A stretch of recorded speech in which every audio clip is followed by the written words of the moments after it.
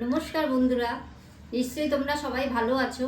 দুর্গাপুজোর অনেক অনেক শুভেচ্ছা রইল। পুজো উপলক্ষে একটা নিরামিষ রান্না করতে চলেছি, কপি আলুর তরকারি।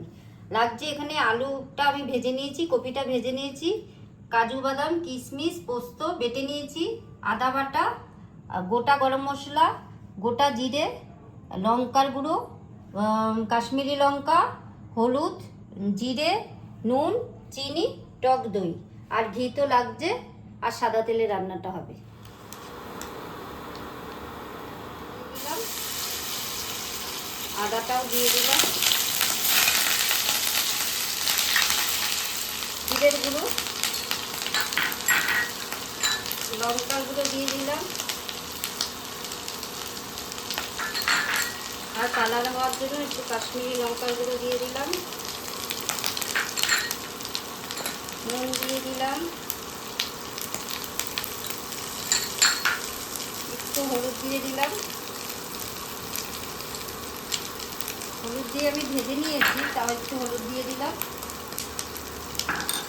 এবার নাড়াটা দিয়ে দেবো আস্তে আস্তে। এগুলো ভাজা ভাজা কষানো হয়ে গেলে তারপরে এর মধ্যে একটু চিনি দেবো আর টক দইটা দিয়ে দেবো। একটু জল দিয়ে দিচ্ছি।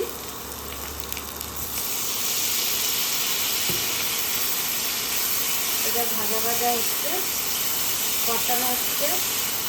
তোমরা কি পুজোর প্যান্ডেলে গেছিলে? আমরা তো তিনজনেই গিয়েছিলাম, ওর বাবা, আমার মেয়ে, আমি। পুজো প্যান্ডেলে গিয়ে ঘুরে আসছি, শিবনী দেখলাম, ঠাকুরটা খুব সুন্দর হয়েছে। তোমরা কি কোথায় গেছো কমেন্টে জানাবে। তোমাদের পুজোটা যেন ভালো কাটুক, আশা করি সবাই যেন সুস্থ সবল থাকো। এরপরে আমি এখানে দইটা দিয়ে দিচ্ছি।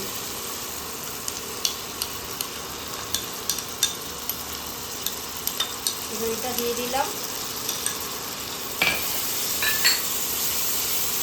দইটা দিয়ে নাড়াচাড়া দিচ্ছি। একটু চিনি দিয়ে দেবো, স্বাদ খাওয়ার জন্য একটু চিনি দিয়ে দিলাম। এবার একটু কষাবো, কষিয়ে এর মধ্যে আমি ভেজে রাখা আলু আর কপিটা দিয়ে দেবো। দিয়ে একটু কষিয়ে আলু কপিটা দিয়ে দিলাম। এবার নাড়াচাড়া দিচ্ছি। একটু কষানো হয়ে গেলে তারপরে একটু সামান্য জল দেবো, তারপরে হয়ে যাবে। একটু ঘিটা দিয়ে নামিয়ে দেবো। দেখো, তোমাদের যদি ভালো লাগে এই নিরামিষ কপির তরকারিটা, তাহলে আমাকে কিন্তু কমেন্টে জানাবে আর সাবস্ক্রাইব করে দিও। কে কোথা দিয়ে দেখছো আমাকে অবশ্যই জানিয়ে।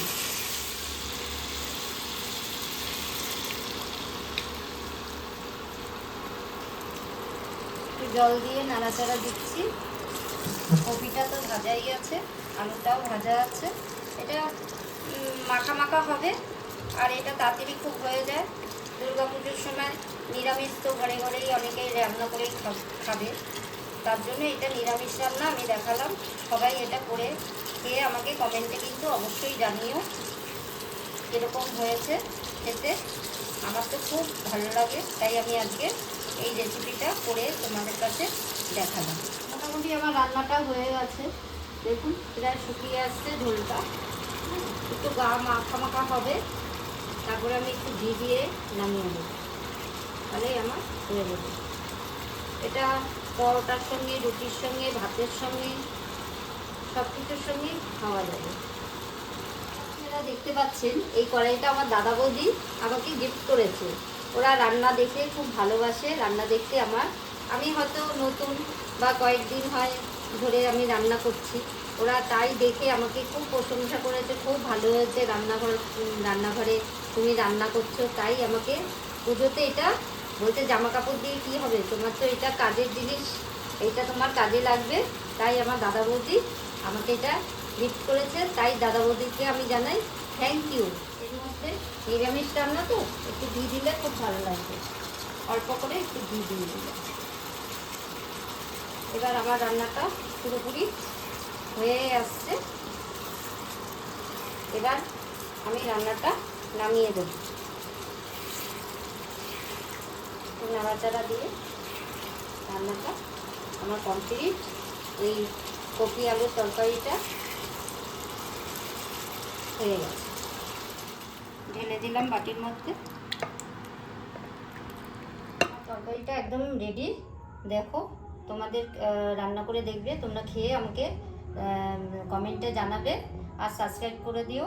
আর পরের দিন আবার দেখা হচ্ছে কোনো অন্য রান্না নিয়ে।